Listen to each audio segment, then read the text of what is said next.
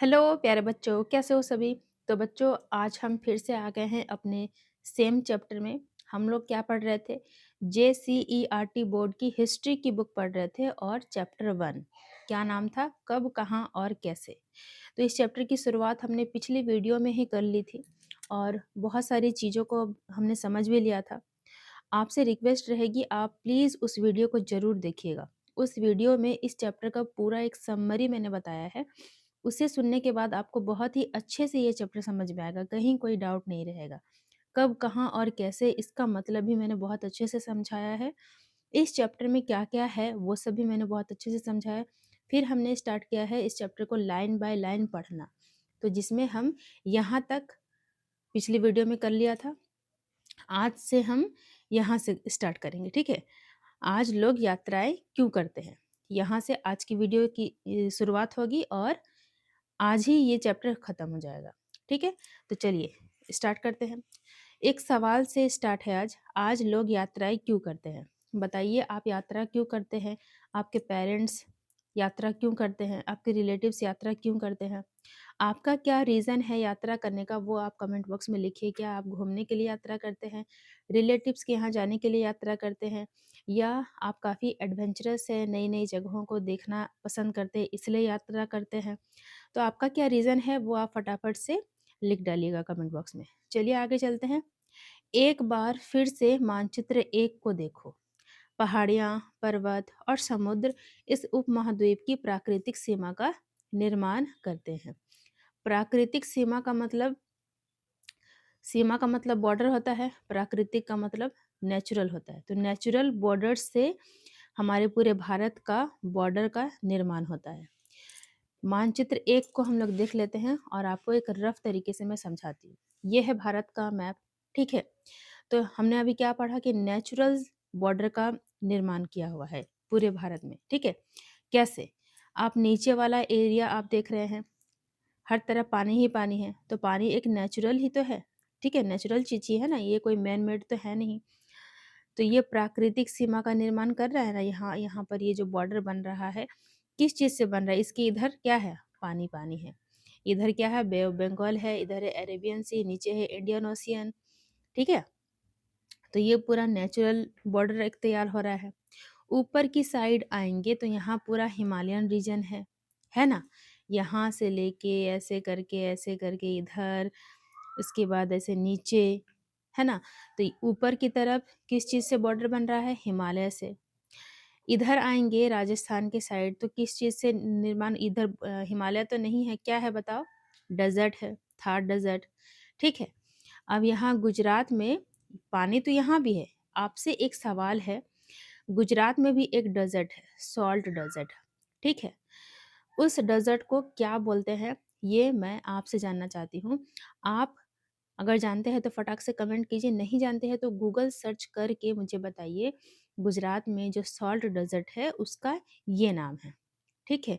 और एक नदी बहती है, एक और सवाल, ठीक है? एक नदी बहती है जो पूरा अरेबियन सी में नहीं गिरती बल्कि इधर से आते-आते उसी सॉल्ट वाले डेज़र्ट में ही समाप्त हो जाती है। तो उस रिवर का क्या नाम है? ठीक है? 2 क्वेश्चन हैं।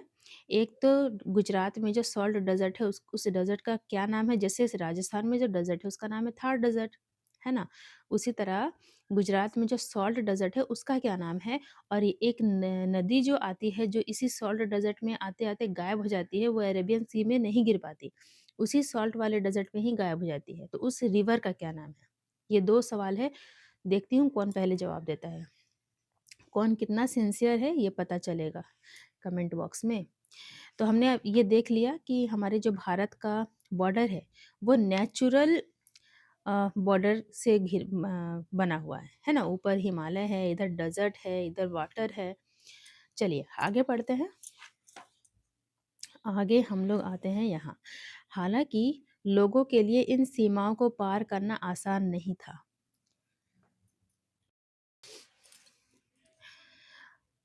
हालाँकि लोगों के लिए इन सीमाओं को पार करना आसान नहीं था। जिन्होंने ऐसा चाहा वे ऐसा कर सके, वे पर्वतों की ऊंचाई को छू सके तथा गहरे समुद्र को पार कर सके। बच्चों इस लाइन का मतलब है कि पहले, बहुत पहले हेलीकॉप्टर या एरोप्लेन ये सब का तो आविष्कार हुआ नहीं था। तो जो पर्वत के बारे में अभी हमने बात किया कि नॉर्थ इंडिया में, ये जो इंडिया का मैप है, ऊपर साइड में हिमालय है। तो लोगों को अगर यहाँ से कहीं और जाना, मान लो इधर इधर चाइना है ना, इधर पाकिस्तान है, तो अगर किसी को भारत से चाइना जाना है तो हिमालय क्रॉस करने के लिए हेलीकॉप्टर, एरोप्लेन तो है नहीं। ये अलग बात है कि ऊँचे-ऊँचे हिमालय के ऊपर से एरोप्लेन भी नहीं गुज़रती है, ठीक है? क्रैश होने का चांस ज़्यादा होता है, अलग रूट से जाते हैं, वो अलग बात है। लेकिन पहले के ज़माने में एरोप्लेन, हेलीकॉप्टर ये सब तो होता नहीं था, तो लोग क्या करते थे ना, ऐसे ही चल-चल कर ही, पैदल चलते-चलते ही इस पर्वत को पार करते थे। तो क्या ये ईज़ी रहा होगा? नहीं रहा होगा। कैसा-कैसा रास्ता आ रहा होगा सामने। लेकिन जिसका विल पावर मजबूत है, जो ऐसा सोच लिया कि हाँ, मैं ये कर सकता हूँ, तो वो पार करेगा। अब नीचे की साइड जो समुद्र है पूरा, अब यहाँ पर मान लो है श्रीलंका, है ना? मान लो क्या, यहीं पर है श्रीलंका। अब किसी को भारत से श्रीलंका जाना है या श्रीलंका से भारत जाना है, तो ये समुद्र तो पार करना पड़ेगा ना, कैसे पार करेंगे? तो उन लोगों ने ना बोट बनाया, बोट से गए। अब पहले बहुत अच्छा और मजबूत बोट तो वो लोग बना नहीं पाते थे, जैसा भी बनाते थे, थोड़ा रिस्की रहता था, थोड़ा ज़्यादा ही रिस्की रहता था, पर वैसे ही वो लोग पानी में भी ट्रैवल कर लेते थे।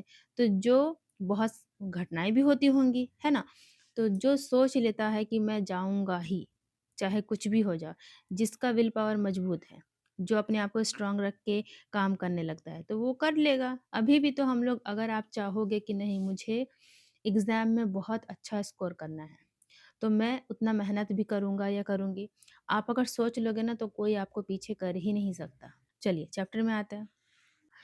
उपमहाद्वीप के बाहर से भी कुछ लोग यहाँ आए और यहीं बस गए। अब क्या है, अभी ट्रैवलिंग बहुत आसान हो गया है। आपने एरोप्लेन का टिकट बनाया, आने-जाने का, आप गए, आ गए।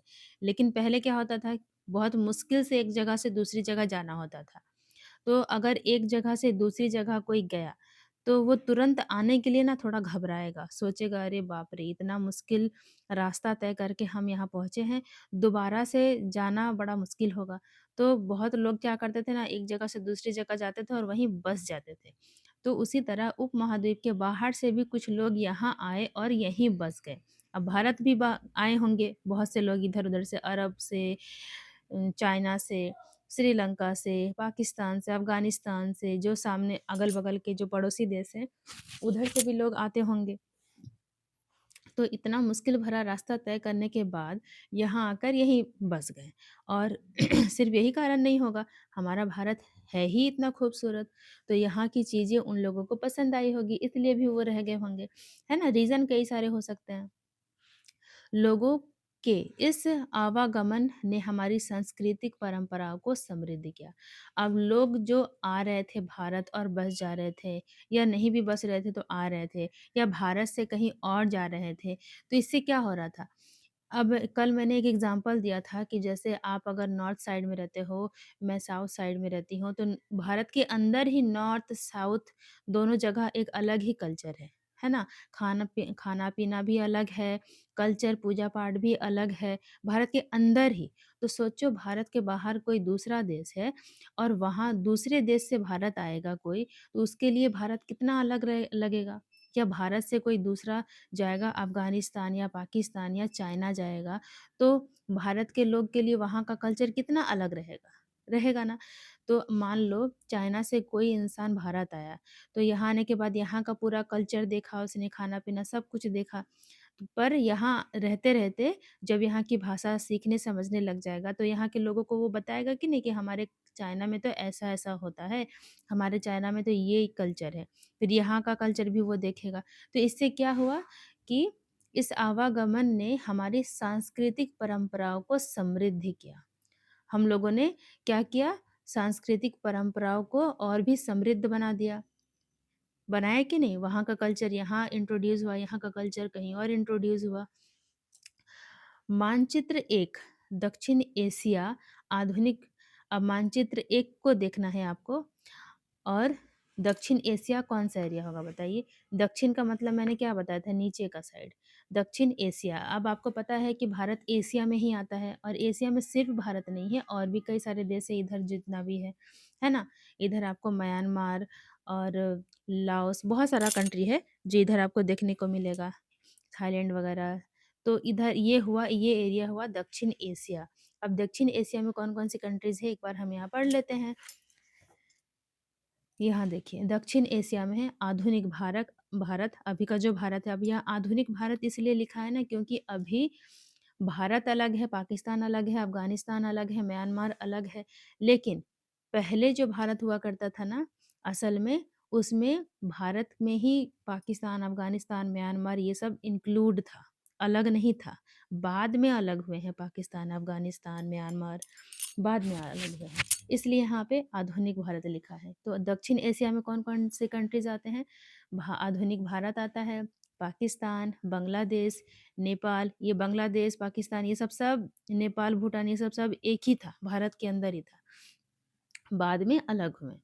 तो दक्षिण एशिया में कौन-कौन से कितने कंट्रीज़ हैं देखो 1, 2 पाकिस्तान, 3 बांग्लादेश, 4 नेपाल, 5 भूटान, श्रीलंका, 6 अफ़गानिस्तान, 7 ईरान, 8 चीन, 9 म्यांमार, 10 ये सब दक्षिण एशिया में आते हैं। अब बताओ आपको क्या टास्क दूँ मैं? इन सभी कंट्रीज़ का मुझे चाहिए कैपिटल, ठीक है? कैपिटल। कैपिटल फटाफट से लिख के कमेंट बॉक्स में देना, ठीक है? कि दक लिखना दक्षिण एशिया साउथ एशियन कंट्रीज़, ठीक है? क्या लिखोगे? साउथ एशियन कंट्रीज़ के नाम और कैपिटल उसका लिखते जाना, ठीक है? दक्षिण एशिया एक महाद्वीप से छोटा है।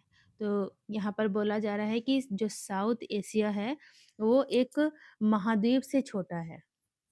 एक कॉन्टिनेंट से छोटा है, लेकिन विशालता तथा बाकी एशिया से समुद्रों, पहाड़ियों तथा पर्वतों से बटे होने के कारण इसे प्रायः उपमहाद्वीप कहा जाता है। यहाँ पर बोला जा रहा है कि जो दक्षिण एशिया वाला क्षेत्र है, वो एक महाद्वीप से छोटा है, लेकिन इसकी जो विशालता है ना, विशालता में आप कह सकते हैं जो समुद्री एरिया है या पहाड़ियाँ हैं या पर्वत है, इतने सारे यहाँ पर फीचर्स हैं ना इस दक्षिण एशिया वाले क्षेत्र में, जिसके वजह से इसको उपमहाद्वीप कहा जाता है। ठीक है? ये है तो महाद्वीप से छोटा, लेकिन इसमें जो फिजिकल फीचर्स है ना इस एरिया में साउथ एशियन कंट्रीज वाले एरिया में, इसको उपमहाद्वीप कहा जा रहा है। अब नेक्स्ट पैराग्राफ में आते हैं। भारत का अतीत अत्यंत ही गौरवपूर्ण रहा है तथा इसने शिक्षा, साहित्य एवं गणित के क्षेत्र में पूरे विश्व का मार्गदर्शन किया है। आपने सुना होगा कि भारत में लोग शिक्षा लेने के लिए आते थे अलग-अलग कंट्रीज से। तो यहाँ पर यही बताया जा रहा है कि भारत का जो अतीत है, मतलब भारत का जो पास्ट है, पहले भारत का अतीत बहुत ही क्या था, गौरवपूर्ण था, गौरवपूर्ण, क्योंकि यहाँ पर ऐसा कुछ भी नहीं था जो नहीं है ना? यहाँ ये बहुत ही समृद्ध देश हुआ करता था, यहाँ पर सब कुछ, यहाँ इनफैक्ट शिक्षा प्राप्त करने के लिए बाहर देश से लोग आते थे। साहित्य एवं गणित के क्षेत्र में भी पूरे विश्व का मार्गदर्शन किया करता था।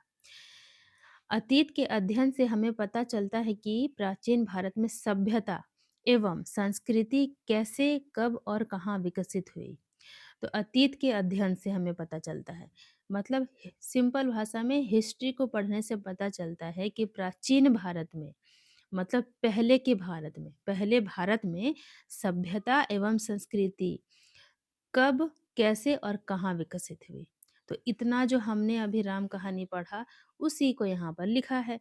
लिखा है कि कैसे पता चला और कब, कहाँ, कैसे विकसित हुआ सभ्यता और संस्कृति। तो अभी तो हमने पढ़ा कि यात्रा कर रहे थे लोग, भारत से कुछ लोग बाहर जा रहे थे, बाहर से कुछ लोग भारत आ रहे थे, जिस वजह से कल्चर का, सांस्कृतिक परंपराओं का आदान-प्रदान हुआ, जिससे समृद्ध हुआ हमारा कल्चर, परंपरा, ये सब समृद्ध हुआ कि नहीं?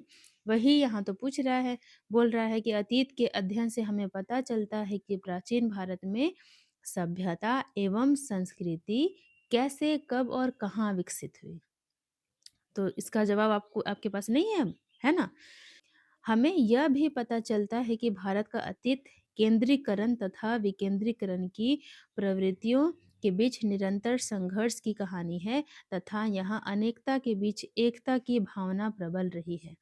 अनेकता के बीच एकता, इसका मतलब है हमारा भारत बहुत ही डाइवर्स है। डाइवर्स का मतलब यहाँ अनेक तरह के भाषा वाले लोग रहते हैं, अनेक तरह के कल्चर वाले लोग रहते हैं।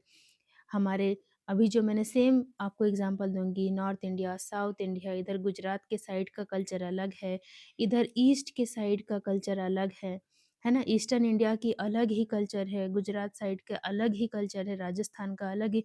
तो पूरे भारत में ही कितना सारा कल्चर आपको मिल जाएगा। तो ये क्या है, अनेकता में एकता। कितना अलग अलग है इन सब कुछ, है ना। तो इसको अलग अलग चीज को क्या बोलेंगे, डाइवर्स। लेकिन अलग-अलग सब कुछ होने के बाद भी हम लोग सब एक साथ रहते हैं। तो अनेकता में एकता हुआ ना, अनेकता है लेकिन उसमें भी एकता है। तो अनेकता के बीच एकता की भावना प्रबल रही है। ठीक है। अतीत के अध्ययन से हमें पूर्व में घटी घटनाओं की जानकारी मिलती है। अब अतीत के अध्ययन से और क्या हमें पता चलता है, एक तो हमें पता चला अतीत के अध्ययन से हमें ये पता चला कि प्राचीन भारत में सभ्यता एवं संस्कृति कब, कैसे और कहाँ विकसित हुई। अतीत के अध्ययन से, हिस्ट्री को पढ़ने से। सेकंड, अतीत के अध्ययन से हमें पूर्व में घटी घटनाओं की जानकारी मिलती है। और हमें हिस्ट्री पढ़ने से क्या मिलती है कि में घटी घटनाओं की जानकारी मिलती है। तो एक हो गया यहाँ, दूसरा हो गया यहाँ। ठीक है। अब इन घटनाओं के माध्यम से हम जानते हैं कि हमारे पूर्वज का रहन सहन कैसा था। अब इन घटनाओं को जब हम पढ़ेंगे, हिस्ट्री में जब हम पढ़ेंगे, तो हमें ये पता नहीं चलेगा कि हमारे पूर्वज का रहन-सहन कैसा था, वो क्या खाते थे, क्या पहनते थे, कैसे रहते थे, कैसे घर बनाते थे। तो ये सब हम हिस्ट्री पढ़ने से नहीं पता चलेगा? चलेगा पता। किन-किन रीति-रिवाज़ों का पालन करते थे, ये भी पता चलेगा। क्या-क्या रिचुअल्स परफ़ॉर्म करते थे, ठीक है? वे किस प्रकार वर्तमान सभ्यता की ओर बढ़े और कैसे-कैसे वो लोग मॉडर्नाइज़ेशन आया उनमें, ठीक है? तो वो भी पता चलेगा हमें हिस्ट्री पढ़ने से। अतीत का अध्ययन ही इतिहास है। अब अतीत का अध्ययन ही तो इतिहास है, वही तो हिस्ट्री है। हम लोग अभी जो ये बुक पढ़ रहे हैं, इसमें क्या कुछ मॉडर्न चीज़ है? नहीं है। इसमें क्या है, जो पहले बीत चुका है, वही सब लिखा हुआ है, उसी को पढ़ रहे हैं। हम यही तो पढ़ रहे हैं कि पहले लोग कैसे ही रहते थे, पहले लोग कैसे ट्रेवल करते थे और सांस्कृतिक परंपराओं का आदान-प्रदान कैसे हुआ था, यही तो हम लोग पढ़ रहे हैं। ठीक है? तो आगे बढ़ते हैं। परंतु प्राचीन काल में हुई घटनाओं को कैसे जाना गया? लेकिन अब आपको एक क्वेश्चन आ रहा होगा, अब नहीं आ रहा होगा क्योंकि पार्ट 1 में मैंने अच्छे से समझा दिया था आपको, है ना? तो यहाँ पर आप तो नहीं फँसने वाले। प्राचीन काल में हुई घटनाओं को कैसे जाना गया? कैसे जाना गया बताओ तो ज़रा? पार्ट 1 आपने देखा है तो आप आंसर कर दोगे। हमारे पूर्वज कहाँ और किस प्रकार रहते थे? तो हमारे पूर्वज किस प्रकार रहा करते थे? क्या खाते थे या किस तरह के काम करते थे? इन सारी बातों की जानकारी हमें कैसे मिली? बताओ कैसे मिली? तो पार्ट 1 में मैंने बताया था, क्या बताया था? कि हमारे पूर्वज क्या खाते थे, कैसे करते थे, क्या करते थे, नहीं करते थे। तो ये सब स्रोतों से पता चलता है। हिस्टोरियंस जो होते हैं, जो इतिहासकार होते हैं, वो स्रोत को अच्छी तरह से पढ़ते थे। मेनली 2 प्रकार का स्रोत हुआ करता था। कल बताया था ना मैंने। क्या-क्या? पुरातात्विक पुरातात्विक और दूसरा साहित्यिक। 2 प्रकार के स्रोत होते थे मेनली, एक पुरातात्विक, एक साहित्यिक। साहित्यिक में जितना लिखा हुआ चीज़ है, जैसे कि पांडुलिपि, जैसे कि शिलालेख, है ना? जैसे अभिलेख, ठीक है? इसमें जो लिखा हुआ चीज़ था। और पुरातात्विक में जो लिखा पढ़ा नहीं था, बल्कि क्या थे, बर्तन, मूर्ति या फिर पुराने भवनों का अवशेष जो टूट-फूट गया है, वो सब चीज़ों को पढ़कर और उसके बारे में पता चल जाता, सिक्के वगैरह ये सब चीज़ें। तो उन सब चीज़ को रीड करके हिस्टोरियन पता करते थे, ये कितना साल पुराना है, कब यूज़ किया जाता होगा, कौन से राजा ने इसको यूज़ किया था, औजार वगैरह। और साहित्य में ये पांडुलिपि कब लिखा गया है, कितने वर्ष पुराना है, इसमें क्या लिखा गया है, ये शिलालेख किस राजा ने लिखवाया है, इसमें क्या लिखा हुआ है, क्या इसमें नियम है या क्या है, अभिलेख ये कब लिखा गया है। तो ये सारी चीज़ों को हिस्टोरियंस जो होते थे, जो इतिहासकार होते थे, वो पढ़ते थे, अच्छे से समझते थे और तब जाकर इतिहास के बारे में हमें बताते थे। बताया है इन्होंने इतिहासकारों ने कि पहले के लोग कैसे रहते थे, किस प्रकार के काम करते थे। इन सारी बातों की जानकारी हमें इस तरह से मिलती है। ठीक है? अब इन प्रश्नों के उत्तर जानने में हमारे पूर्वजों ने हमारी मदद की। तो इन प्रश्नों के उत्तर जानने में हमारे पूर्वजों ने हमारी मदद की। कैसे की होगी सोचो?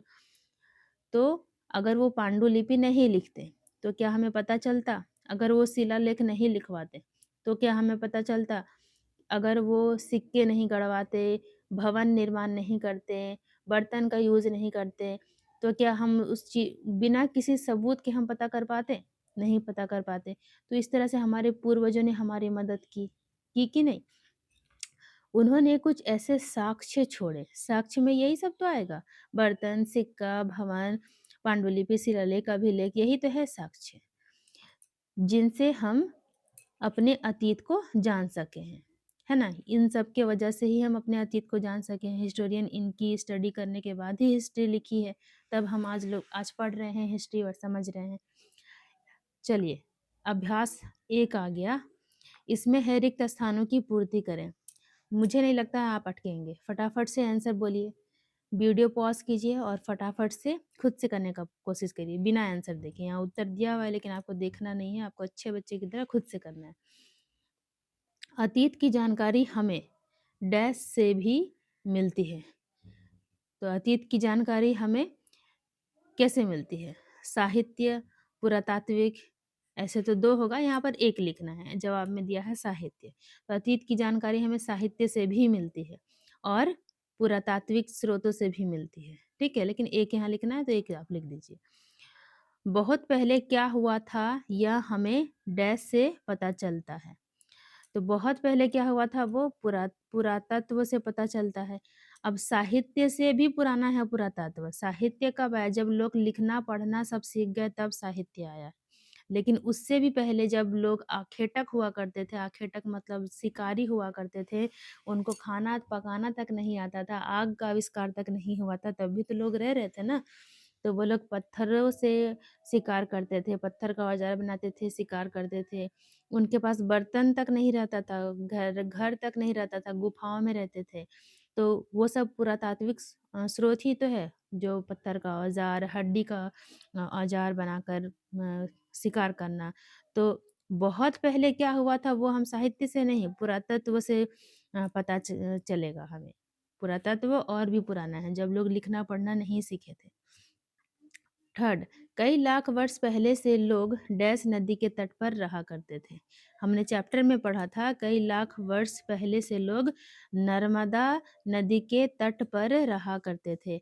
और पार्ट 1 में मैंने आपसे सवाल पूछा था नर्मदा नदी कौन से स्टेट में है, नर्मदा नदी का ओरिजिन क्या है और जिस स्टेट में है उस स्टेट का क्या कैपिटल क्या है। तो क्या आप लोगों ने कमेंट किया है?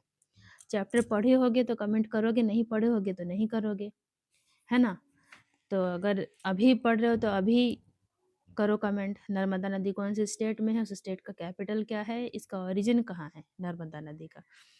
तो थोड़ा सिंसियर रहो और कमेंट करने के लिए बोलूँगी तो कमेंट करना, ठीक है? मुझे भी तो पता चले बच्चे किस तरह से मेरी वीडियो को देख रहे हैं, पसंद कर रहे हैं कि नहीं कर रहे हैं। 4th नंबर प्रश्न है, डैश में सबसे पहले गेहूँ तथा जौ जैसी फसलों का उपजाना आरंभ किया। बताइए कहाँ हुआ था? तो उत्तर पश्चिम में, मैंने बताया था ना उत्तर पश्चिम में किरथार और सुलेमान की पहाड़ियों के बीच स्त्री पुरुषों ने गेहूँ तथा जौ जैसी फसलों को उपजाया था। और भी हमने पढ़ा था, ये तो गेहूँ और जौ था।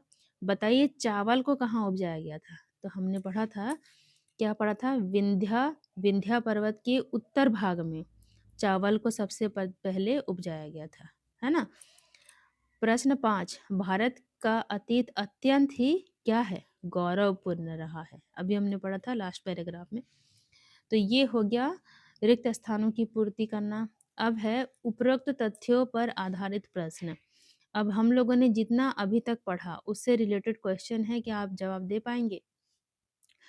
प्रश्न 1 है, विश्व में कहाँ क्या घटना घटी है यह हम कैसे जान सकते हैं? तो चलिए इसको मैं नोटबुक में लिख कर आपको बताऊंगी, ठीक है? ऐसे बोलने से आपको याद रहेगा नहीं रहेगा, इसलिए नोटबुक में मैंने तैयार किया है आपके लिए। इसको नोट कर लीजिए तो ज़्यादा अच्छा रहेगा, आपको पढ़ने के लिए ईजी रहे हो जाएगा, ठीक है? राइटिंग उतना अच्छा नहीं है पर आप थोड़ा मैनेज करना। विश्व में कहाँ क्या घटना घटी है यह हम कैसे जान सकते हैं? तो यह हम इतिहास के स्रोतों से जानते हैं। इतिहास के स्रोत क्या है? इतिहास के स्रोतों में पुरातात्विक साक्ष्य है, ठीक है? और क्या है? लिखित स्रोत है। पुरातात्विक स्रोत क्या होता है? पुरातात्विक स्रोत होता है औजार, बर्तन, सिक्के, मूर्तियाँ, भवनों के अवशेष, ठीक है, आदि। ये सब क्या है? पुरातात्विक स्रोत। लिखित स्रोत क्या है? शिलालेख, ताम्रपत्र, पांडुलिपियाँ, पुस्तकें और दस्तावेज। एक बात मैं आपको बोलना चाहूँगी, इन सब चीज़ों का ना गूगल में आप एक बार फ़ोटो देखना। शिलालेख कैसा दिखता है, ताम्रपत्र कैसा दिखता है, पांडुलिपियाँ कैसी दिखती है, ठीक है? दस्तावेज कैसे दिखते हैं। तो ये सब आप एक बार फ़ोटो देख लेंगे तो आपको बहुत ही अच्छा लगेगा, समझने में बहुत आसानी होगा, ठीक है? इन स्रोतों का अध्ययन करके इतिहासकार अतीत की घटनाओं, लोगों के जीवन और समाज के बारे में जानकारी प्राप्त करते हैं। तो ये फर्स्ट का जवाब आप बहुत अच्छे से समझ गए। ज़रूरी नहीं है लाइन बाय लाइन आपको सब कुछ याद रहे, आप समझ रहे हैं वही ज़्यादा इम्पोर्टेंट है। सेकंड क्वेश्चन, अतीत की जानकारी हमें कैसे मिलती है? तो जो इसका आंसर है वही इसका आंसर है, अतीत की जानकारी हमें कैसे मिलती है? उन्हीं स्रोतों से मिलती है, पुरातात्विक स्रोत, लिखित स्रोत। पुरातात्विक स्रोत में क्या है, लिखित स्रोत में क्या है, सेम आंसर है। तो इसका और इसका आंसर सेम होगा, ठीक है? आखेट का क्या अर्थ है?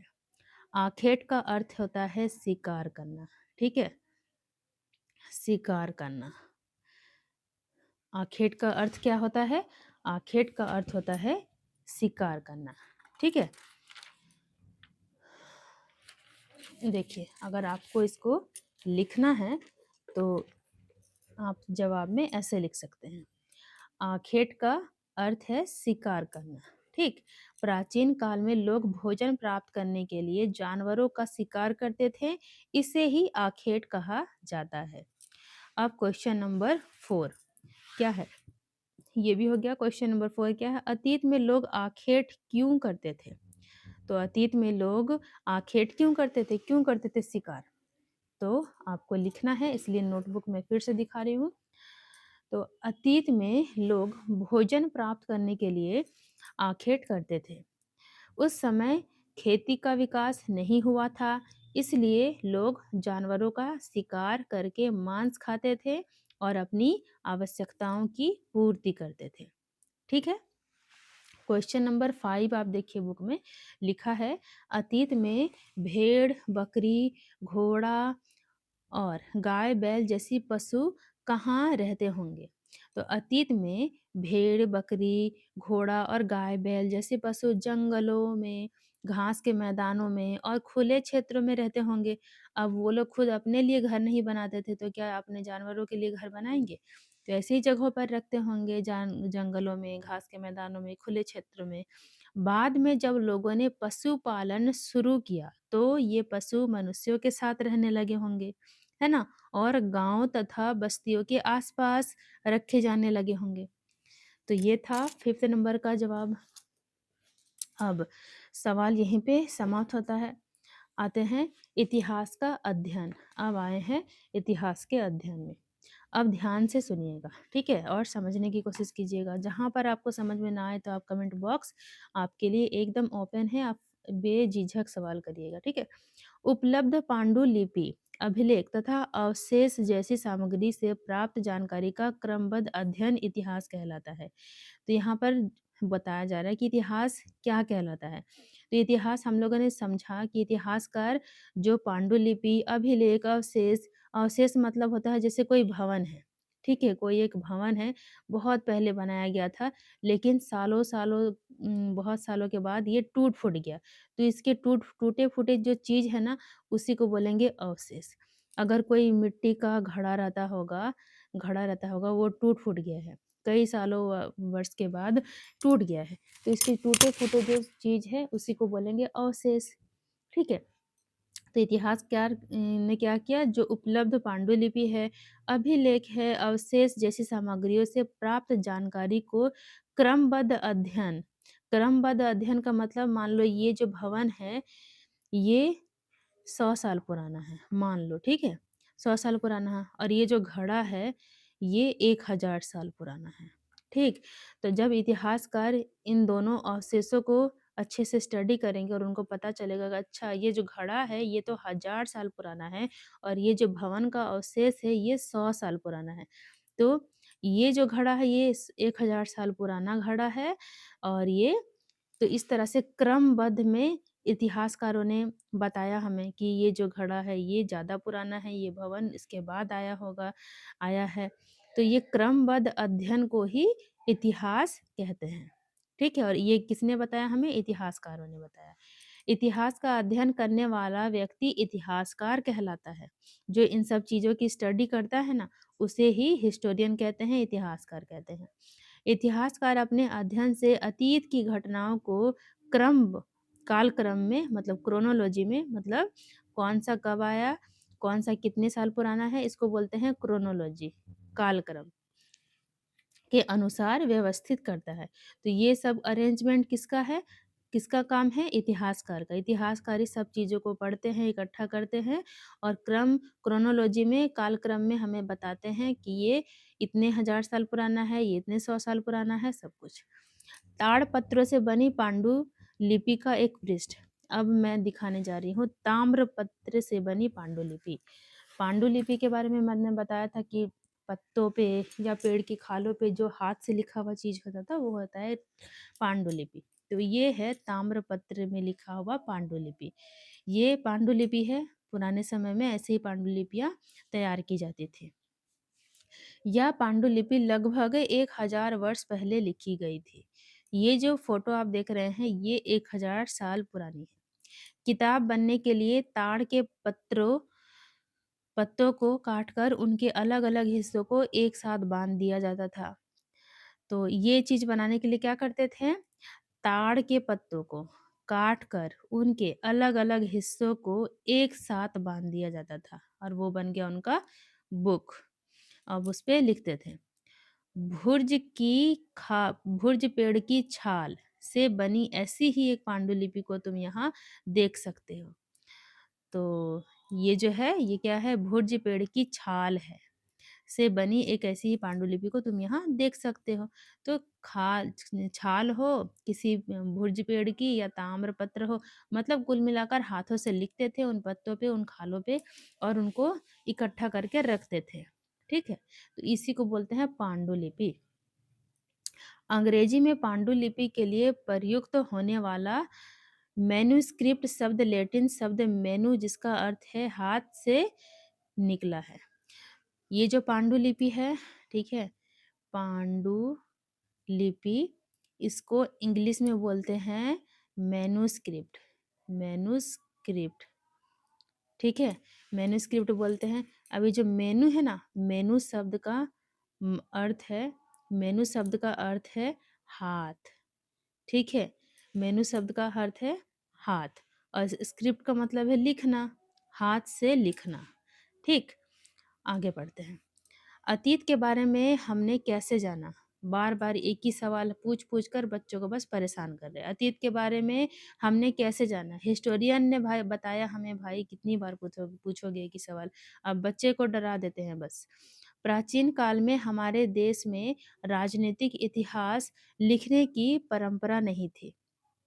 तो पहले के ज़माने में, प्राचीन काल में, हमारे देश में राजनीतिक इतिहास, मतलब कैसे देश को चलाया जा रहा था, राजा महाराजा कैसे देश को चला रहे थे, ये सब चीज़ लिखते नहीं थे, जैसे अभी लिखा हुआ है, हमारा कॉन्स्टिट्यूशन लिखा हुआ है, उसमें बताया गया है प्रधानमंत्री कैसे कार्य करेंगे, राष्ट्रपति कैसे कार्य करेंगे, राज्यपाल कैसे कार्य करेंगे, मुख्यमंत्री कैसे कार्य करेंगे, तो ये सब हमारे कॉन्स्टिट्यूशन में लिखा हुआ है। लेकिन पहले तो कोई कॉन्स्टिट्यूशन था नहीं, और पहले वो लोग लिख कर भी नहीं रखते थे कि कैसे राजनीति को चलाया जाए। उस समय की सभी पुस्तकें धर्म एवं संस्कृति पर आधारित थी। तो आप सोच रहे होंगे कि नहीं लिखा जाता था, तो पहले जो ये पांडुलिपि में लिखते थे, तो लिखते क्या थे भाई? तो वो लोग ना धर्म और संस्कृति पर आधारित बातें ही लिखते थे।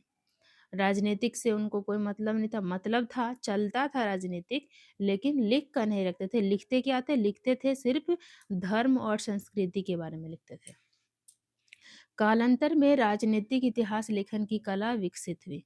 जब समय बीतता गया, तब फिर इतिहास में ये सब भी लिखा जाने लगा। क्या? राजनीतिक इतिहास। तो राजनीतिक इतिहास लिखा जाने लगा, लेकिन बहुत बाद में, ठीक है? लेखन कला की दृष्टि से अतीत की जानकारी देने वाले इतिहास को 3 भागों में बाँटा गया है। पहला, क्या है यहाँ पे? लेखन कला की दृष्टि से, लेखन कला जब लिखना शुरू हो गया, तो लेखन कला की दृष्टि से अतीत की जानकारी, हिस्ट्री की जानकारी देने वाले इतिहास को 3 भागों में बाँटा गया। जानते हैं तीनों क्या-क्या है? पहला है, जब मनुष्य लिखना नहीं जानता था तथा लिपि का आविष्कार नहीं हुआ था। इस काल के इतिहास का निर्माण पुरातात्वि पुरातत्ववेताओं ने खुदाई से प्राप्त अवशेषों की कार्बन 14 पद्धति से जांच करके क्रमबद्ध ढंग से किया। तो हमने अभी क्या पढ़ा? हमने पढ़ा कि हिस्ट्री को पढ़ने के लिए 3 पार्ट में डिवाइड किया गया है। पहला पार्ट है पुरातात क्या है? पुरातत्ववेताओं ने, जैसे अभी हमने क्या पढ़ा था कि स्रोत क्या है? पुरातात्विक है और लिखित स्रोत है ना? तो पुरातात्विक में हमने क्या पढ़ा था? उसमें उसमें कुछ लिखा हुआ चीज़ नहीं है, उसमें सिक्का है, घड़ा है, भवन के अवशेष है, हड्डियाँ हैं, ये सब चीज़ है। जिसको खुदाई करके मिला है, उसको कार्बन 14 पद्धति से जाँच करके उसका क्रमबद्ध ढंग से किया गया है। मतलब जाँच इस कार्बन 14 पद्धति की से जाँच करके हमें पता चलता है कि ये चीज़ कितना साल पुराना है। तो पुरातात्विक है, पहला है पुरातात्विक, ठीक है? इसमें खुदाई करके पता चलेगा। तो ये पहला हुआ। अब इसे प्रागैतिहास कहते हैं। तो ये वाला चीज़ को क्या बोलते हैं? प्रागैतिहास, प्रागैतिहास, प्रागैतिहास कहते हैं, तथा यह काल प्रागैतिहासिक काल कहलाता है। पहला वाला काल को क्या कहते हैं? प्रागैतिहासिक काल, प्रागैतिहासिक काल, ठीक है? ये वाला प्रागैतिहासिक काल। पहला पार्ट हमने जाना प्रागैतिहासिक काल, इसमें लोग लिखना पढ़ना नहीं जानते थे, खुदाई कर के सामान निकलता था, उसको कार्बन 14 पद्धति से जाँच करते थे कि ये कितना साल पुराना है। अब सेकंड, हाँ, लिखना पढ़ना ही नहीं जानेंगे तो लिपि का आविष्कार होगा क्या? लिपि का आविष्कार होता तब तो लिखना ही जानते। अब लिपि के आविष्कार के बाद के इतिहास को ऐतिहासिक काल कहा जाता है। अब जब लिपि का आविष्कार हो गया, ठीक है? तो उसको ऐतिहासिक काल बोला जाने लगा। यहाँ पर है ऐतिहासिक काल। जब लिखना पढ़ना लिपि का आविष्कार हो गया, तो ऐतिहासिक काल सेकंड को कहा जाने लगा। आदि ऐतिहासिक काल उसे कहते हैं जिसमें लिखित साक्ष्य मिले हैं, लेकिन उसे अभी तक पढ़ा नहीं जा सका है। अब ये था क्या? प्रागैतिहासिक काल, इसमें लिखना पढ़ना ही नहीं जानते थे। दूसरा है, कहाँ गया? आध ऐतिहासिक काल, आध आध ऐतिहासिक काल।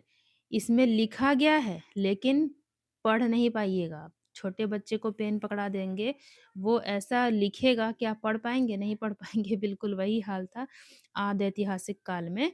इसमें लिखा तो गया है, लेकिन आप उसको चाहे कुछ भी कर ले, पढ़ नहीं पाएँगे। ठीक है? अब जिसमें लिखित साक्ष्य मिले हैं लेकिन उसे अभी तक पढ़ा नहीं जा सका है। भारतीय उपमहाद्वीप के अतीत के अध्ययन से हमें पता पाते हैं कि एक क्षेत्र के खेतिहरों का जीवन, अर्थव्यवस्था, सामाजिक व्यवस्था, व्यवसाय, कला आदि दूसरे क्षेत्र से भिन्न था। तो अतीत के अध्ययन से हमें क्या पता चलता है कि खेतिहरों का जीवन, जो किसान थे, उनका जीवन, उनका अर्थव्यवस्था, सामाजिक व्यवस्था, व्यवसाय, कला आदि दूसरे क्षेत्रों से भिन्न थे। मतलब कहाँ की बात हो रही है? भारत की बात हो रही है, भारतीय उपमहाद्वीप के। भारतीय उपमहाद्वीप के अतीत से मतलब भारत का अतीत पढ़ने भारत उपमहाद्वीप में जो किसान रहते थे ना, उनका जीवन बाकी दूसरे क्षेत्रों से बहुत ही भिन्न था, अलग था। यह भिन्नता हम आज भी पाते हैं, अतः विभिन्न क्षेत्रों के इतिहास अलग-अलग होते हैं।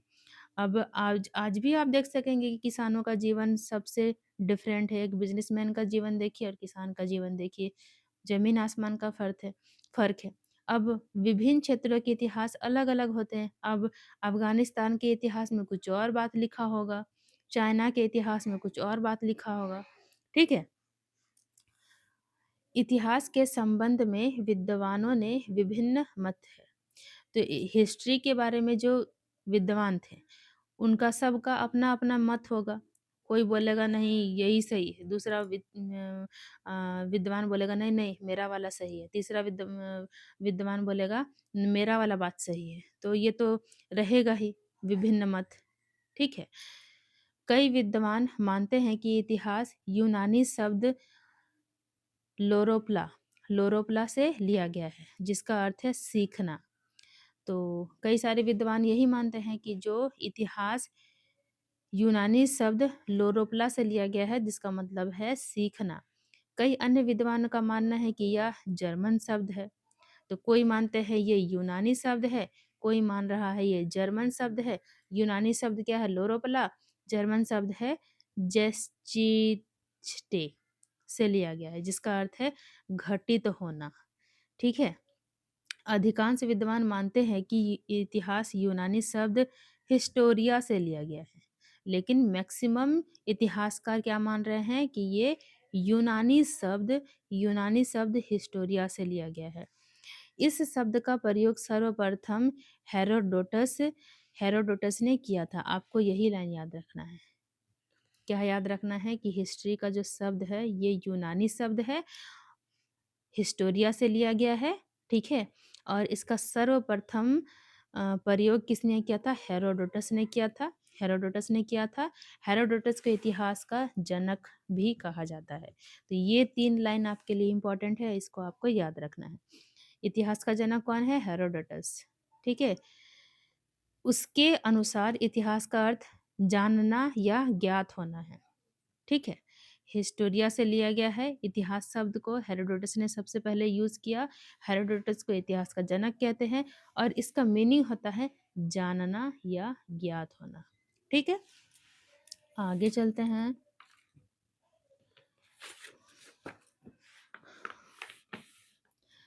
हमारे पूर्वजों ने हाथ से कई पुस्तकें लिखी। ये आज की पुस्तकों के समान नहीं होती थी। आज जिस तरह के कागज़ पर लिखा जाता है वैसा कागज़ नहीं होता था। उस समय के लोगों ने ताड़पत्र या भूर्ज नामक पेड़ जो हिमालय क्षेत्रों में उगते हैं की छाल से बने भोजपत्र पर अपने हाथों से लिखा था। हाथों से लिखी इन पुस्तकों को पांडुलिपि कहा जाता है। ये सब बात हम लोगों ने जान लिया, इसलिए अभी रीडिंग करके निकालते हैं, ठीक है? इनको लिखकर मंदिर या विहार में रख दिया जाता था। जो पांडुलिपि है ना, उसको लिखकर मंदिर में या विहार में रख दिया जाता था। बिहार आज का बिहार नहीं कि लिख कहीं भी लिखे, हिमालय में लिखे तो बिहार में लाके रख दिए, नहीं, बिहार मंदिर मंदिर परिसर ही होता है। मंदिर में ही एक बड़ा-सा जगह होगा, वहीं पर रख दिया जाता है। आज का बिहार नहीं, ठीक है? पांडुलिपियाँ इन्हीं स्थानों से प्राप्त हुई है। पांडुलिपि जब इतिहासकार जब ढूँढ रहे थे, तो मंदिरों से ही पांडुलिपियाँ मिली हैं उनको। इनमें से कुछ कीड़ों के खाने से या अन्य कारणों से नष्ट हो गया है। कुछ पांडुलिपि अब मैंने बताया था पत्तों के बने होते हैं, खाल के बने होते हैं, तो उसमें कीड़े लगना आसान होता है, तो कीड़ों के खाने से या अन्य कारणों से उसमें पानी भी लगेगा तो खराब हो जाएगा, होगा कि नहीं? बहुत ज़्यादा धूप पड़ेगा तो भी खराब हो जाएगा, तो उस वो खराब होने का चांस बहुत ज़्यादा रहता है। उस समय की भाषा, रीति-रिवाज, धर्म, रहन-सहन, खान-पान, कृषि, व्यापार, विज्ञान, राज राजा के द्वारा किए गए युद्ध तथा उसके अन्य कार्य को जानने में इन पुस्तकों ने हमारी सहायता की। तो पांडुलिपि में बहुत सारा चीज़ लिखा हुआ रहता था। हमने पढ़ा कि धर्म और संस्कृति के बारे में तो खास करके लिखा रहता था। उस समय का भाषा उस अब जो भाषा वो लोग बोलते थे, यूज़ करते थे, उसी भाषा में लिखेंगे। तो वो भाषा हम जानते हैं पांडुलिपि से, रीति-रिवाज के बारे में जानते हैं, वो लोग अपने धर्म और संस्कृति के बारे में लिखते थे, तो रीति-रिवाज भी लिखते थे। तो रहन-सहन कैसे रहते थे, क्या खाते-पीते थे, कृषि में क्या उगाते थे, व्यापार किस चीज़ का करते थे, विज्ञान किस चीज़ की खोज किया है, राजा द्वारा दिए गए युद्ध तथा उसके अन्य कार्यों को जानने के लिए इन पुस्तकों ने हमारी सहायता की है। प्राचीन काल में लिखी गई अनेक कविताएं, नाटक तथा महाकाव्य के इतिहासकारों को अतीत के बारे में पता लगाना आसान हो गया। ठीक है? तो प्राचीन काल में जो कविताएं लिखी गई थी, नाटक लिखे गए थे, महाकाव्य लिखे गए थे, ये सब पढ़कर इतिहासकारों को अतीत के बारे में पता लगना आसान हो गया। अभी कोई मूवी देखेंगे आप, ठीक है? इंडियन मूवी, तो उसमें आपको मोस्टली क्या दिखाएगा, एक जॉइंट फैमिली है, मम्मी-पापा, चाचा-चाची, हम लोग सब मतलब चचेरे भाई-बहन सब एक साथ रहते हैं और इस तरह का मूवी दिखाएगा, है ना? बिछड़ गया, फिर मिल गया, तो एक प्रेम भावना आपको झलकेगी इंडियन मूवीज़ में। आप जब वेस्टर्न मूवीज़ देखोगे तो वहाँ आपको दिखेगा कि बच्चे छोटे-छोटे हैं, मम्मी-पापा अलग हो गए हैं और बच्चे अकेले पल रहे हैं, बड़े हो रहे हैं। तो इस तरह का आपको वेस्टर्न मूवीज़ दिखाएगा। जब आप देखोगे इंग्लिश मूवी तो आपको ऐसा ही दिखेगा कि जॉइंट फैमिली तो आपको दिखेगा ही नहीं। तो मूवी देखकर आपको एक अंदाज़ा हो जाता है कि नहीं, कि अच्छा इंडिया का कल्चर ऐसा है, वेस्टर्न कल्चर ऐसा है। तो उसी तरह कविता पढ़ के इतिहासकार को पता चलता था कि अच्छा इतिहास में ऐसे रहता था। नाटक देखकर पता चलता था कि अच्छा नाटक में वही तो दिखाएँगे जो जैसा रहते थे लोग। फिर महाकाव्य जैसे रामायण, महाभारत, ये सब पढ़कर भी इतिहासकार को पता चला कि अच्छा पहले ऐसा-ऐसा हुआ था। तो इन सब चीज़ों से इतिहासकारों को बहुत ही आसान हो गया अतीत के बारे में पता लगाना। ये पुस्तकें संस्कृत, प्राकृत तथा तमिल भाषा में लिखी गई थी। ये जो भाषा है ना, संस्कृत, प्राकृत, तमिल, ये बहुत पुराना भाषा है, बहुत पुराना। तो पहले ना इसी भाषा का प्रयोग किया जाता था। अभी जिस भाषा में हम लोग पढ़ रहे हैं, ये भाषा बहुत नया है। पहले संस्कृत, प्राकृत, तमिल, ये भाषा में ही यूज़ किया जाता था, इसी भाषा को यूज़ किया जाता था। इतिहासकारों ने इन भाषाओं तथा लिपियों को पढ़ना सीखा। तो सबसे पहले इतिहासकारों ने इन भाषा को सीखा, संस्कृत, प्राकृत, तमिल, तब तो कुछ पढ़ पाएँगे। कुछ लिपियों को इतिहासकार अभी भी नहीं पढ़ पाए हैं। अब कुछ भाषा ऐसा है जिसको अभी भी नहीं पढ़ा जा सका है, वरना और भी हिस्ट्री में चैप्टर ऐड हो जाएगा आपका। इन पुस्तकों में कुछ धर्म पर आधारित है। तो पहले ही बता दिया गया है कि पांडुलिपि में धर्म, संस्कृति ये सब रहता था। तो कुछ धर्म पर आधारित है, जैसे भारत का सबसे पुराना ग्रंथ वेद है, बौद्ध तथा जैन साहित्य, कुछ राजनीतिक शास्त्र पर लिखी गई हैं, जैसे कौटिल्य का अर्थशास्त्र, कालिदास के नाटक, अभिज्ञान शाकुंतलम या विदेशी यात्रियों के यात्रा विवरण से भी प्राचीन जीवन का विवरण मिलता है। ठीक है?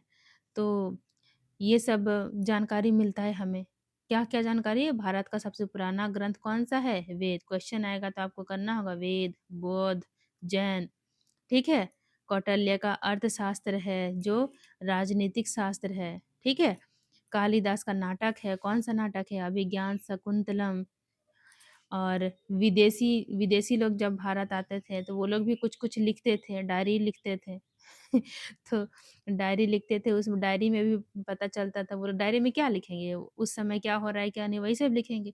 तो प्राचीन जीवन का विवरण मिलता है, विदेशी यात्रियों के यात्रा विवरण में। यात्रा विवरण मतलब वही विदेशी आया, यहाँ का कल्चर देखा, यहाँ लोग कैसे रहते हैं, कैसे नहीं, अपने डायरी में पर्सनल डायरी में लिख लिया। बाद में उसी को हम लोग अब पढ़ते हैं, इतिहासकारों ने उसी चीज़ को पढ़ा, तो पता चला कि अच्छा विदेशी आया था यहाँ, तो उसने अपने डायरी में लिखा है कि भारत में लोग ऐसे-ऐसे करके रहते हैं। समझ में आया?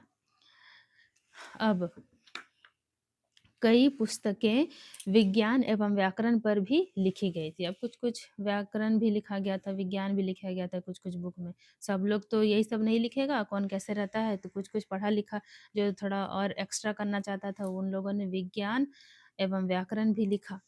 प्राचीन काल की राजनीतिक, पहले का राजनीतिक, धार्मिक विश्वास, रीति-रिवाज, सामाजिक प्रथाओं, मनुष्यों के द्वारा उपयोग किए गए उपकरण, कपड़े एवं गहनों की जानकारी प्राप्त करने में भी इन पांडुलिपि से बहुत सहायता मिलती है।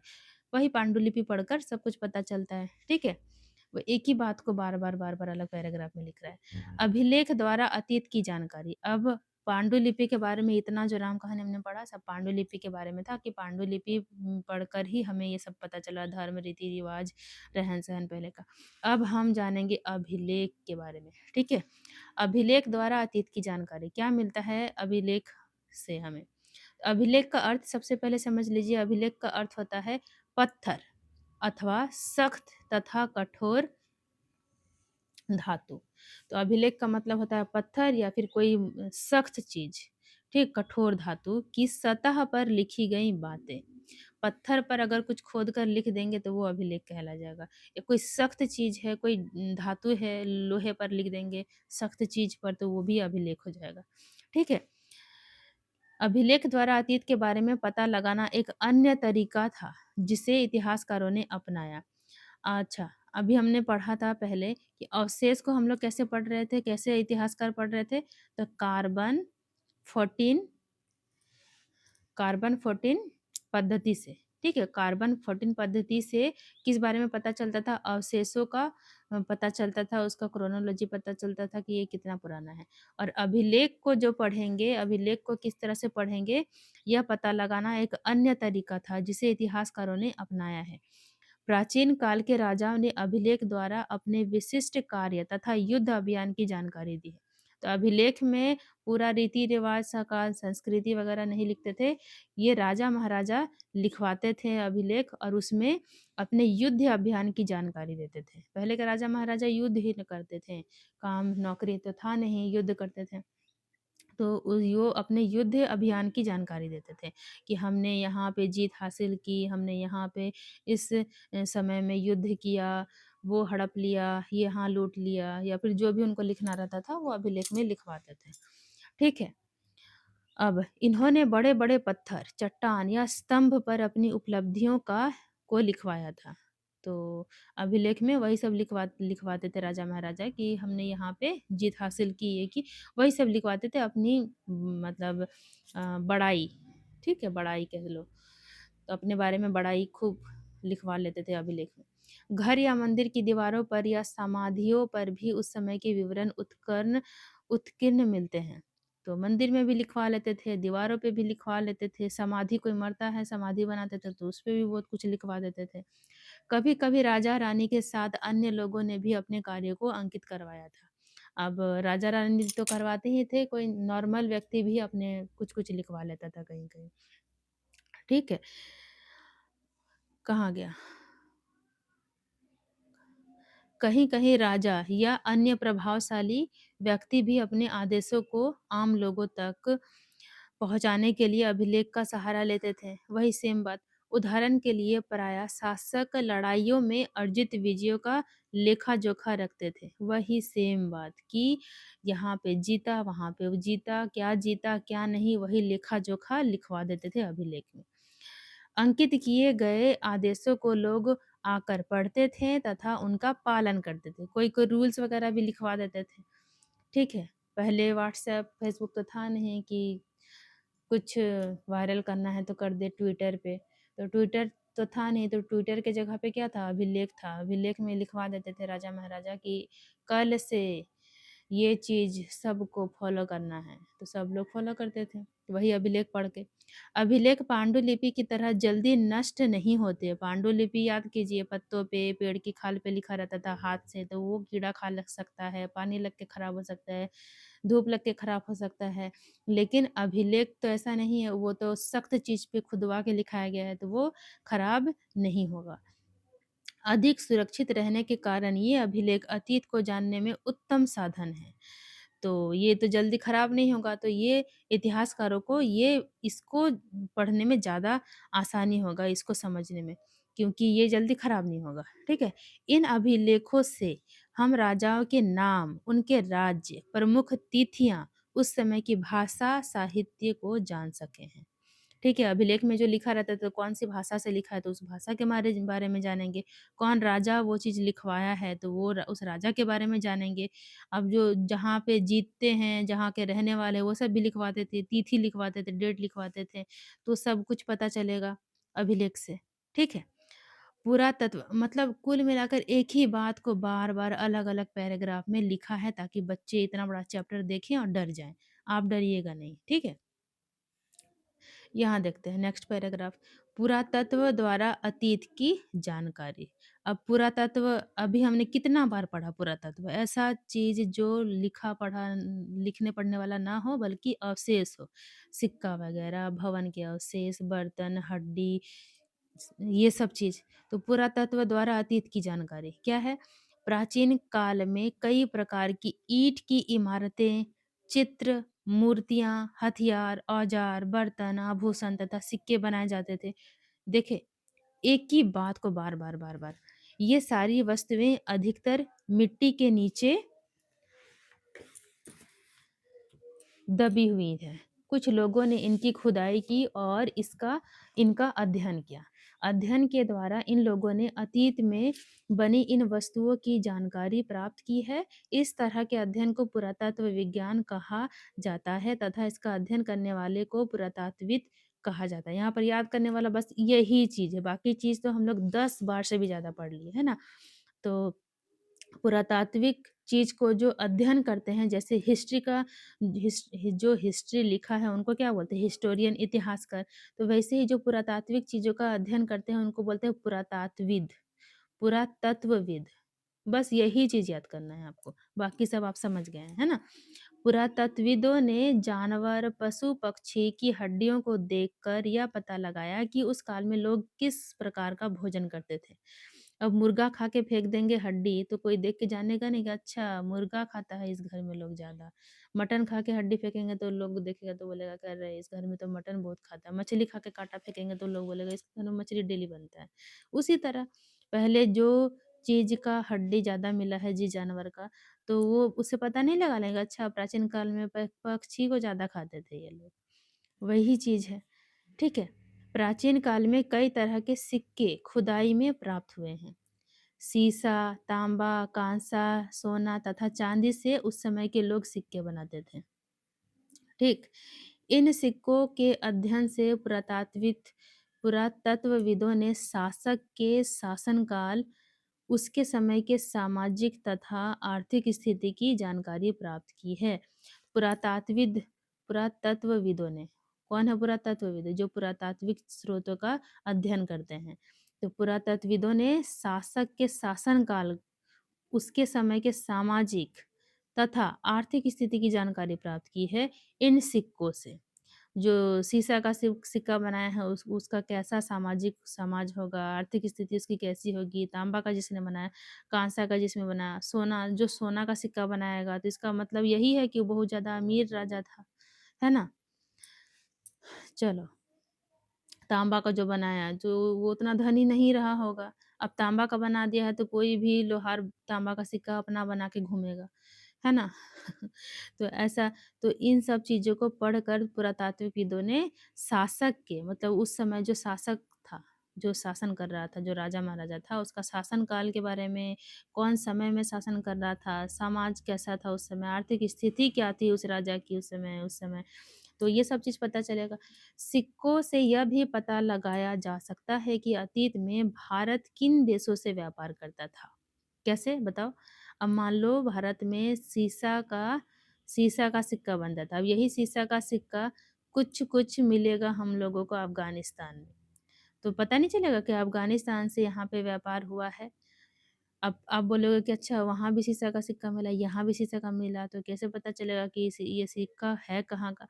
तो बच्चों अगर भारत में ज़्यादा सीसा का सिक्का मिल गया और अफ़गानिस्तान में कुछ-कुछ सिक्का मिला, तो इससे यही ना पता चलेगा कि ज़्यादा मिला है भारत में तो भारत में ही का ही है और अफ़गानिस्तान में कुछ मिला है तो इसका मतलब है कि व्यापार में आदान-प्रदान हुआ है।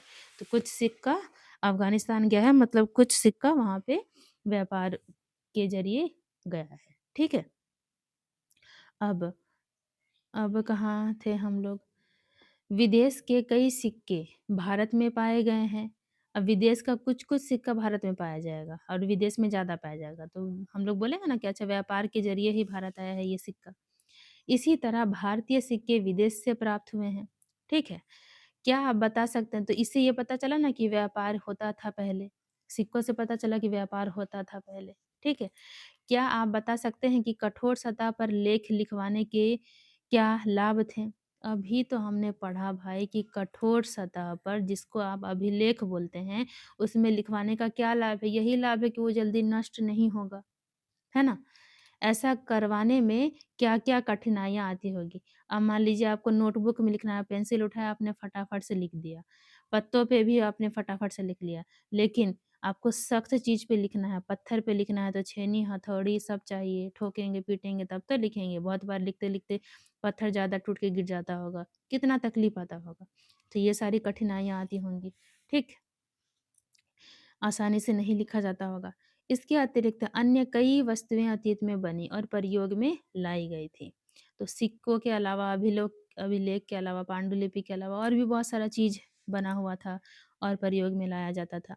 पुरातात्विद पत्थर और ईंट से बनी इमारतों के अवशेषों, चित्रों तथा मूर्तियों का भी अध्ययन करते थे। तो पुरातत्वविद फिर से वही चीज़, पत्थर, ईंट से बनी इमारत, अवशेष, चित्र, मूर्तियों का अध्ययन करते थे।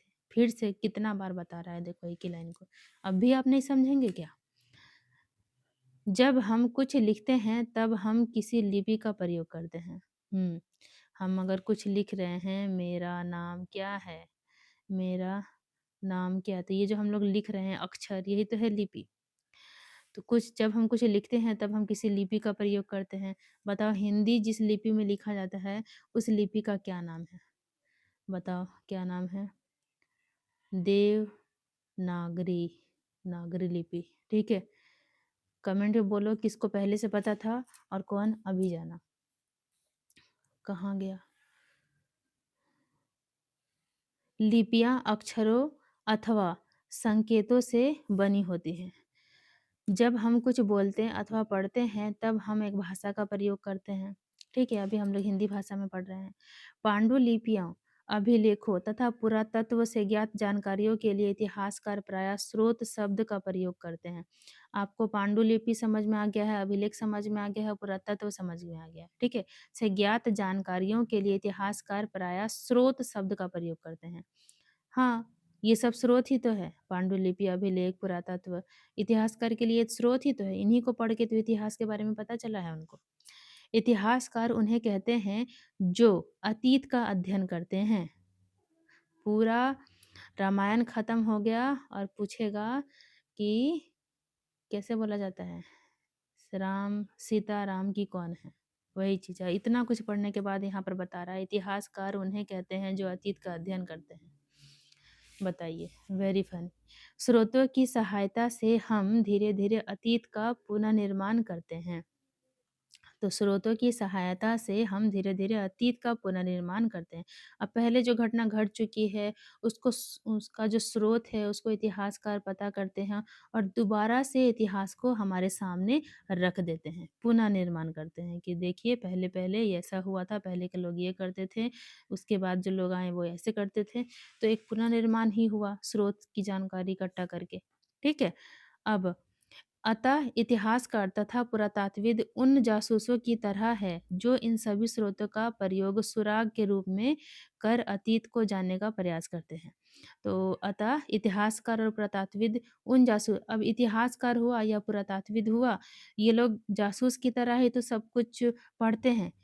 स्रोतों का प्रयोग सुराग के रूप में कर अतीत को जानने का प्रयास करते हैं। वही एक ही बात को घुमा फिरा कर बोल रहा है। एक प्राचीन नगर से प्राप्त पात्र। अब यहाँ है दूसरा। अब यहाँ पर हो गया 1 आवर। मैंने सोचा था आज कंप्लीट हो जाएगा इसी वीडियो में, लेकिन नहीं हो पाया, 1 आवर हो गया है। तो इसको नेक्स्ट वीडियो पार्ट 3 आएगा, पार्ट 3 आएगा। पता नहीं इतना बड़ा-बड़ा वीडियो बनाना सही है या नहीं है, लेकिन बना रही हूँ तो बड़ा-बड़ा हो जा रहा है। आपको पसंद आ रहा है या फिर ज़्यादा बड़ा हो जा रहा है, आप एक काम करना ना, स्पीड बढ़ा लेना और फटाफट से पार्ट 1, पार्ट 2 देख-देख के निपटा देना। भले ही वीडियो लंबा हो रहा है, लेकिन मुझे लगता है बहुत अच्छे से आपको समझ में आ रहा होगा। आपको क्या लगता है मुझे कमेंट में बताना, क्या इतना बड़ा वीडियो बनाना सही है या नहीं है? मुझे कमेंट में बताइएगा। आपको समझ में आ रहा है या बोर लग रहा है, ये भी बोर तो लगेगा ही, हिस्ट्री है तो। समझ में आ रहा है या नहीं आ रहा है, ये मुझे ज़रूर बताइएगा। और पार्ट 3 का वेट कीजिए, पार्ट 3 भी आ जाएगा। ठीक है? चलिए, बाय-बाय। वीडियो को यहीं पे समाप्त करती हूँ। लाइक करिएगा बच्चों, अगर पसंद आ रहा है, समझ में आ रहा है तो। मिलते हैं नेक्स्ट वीडियो में, पार्ट 3 में।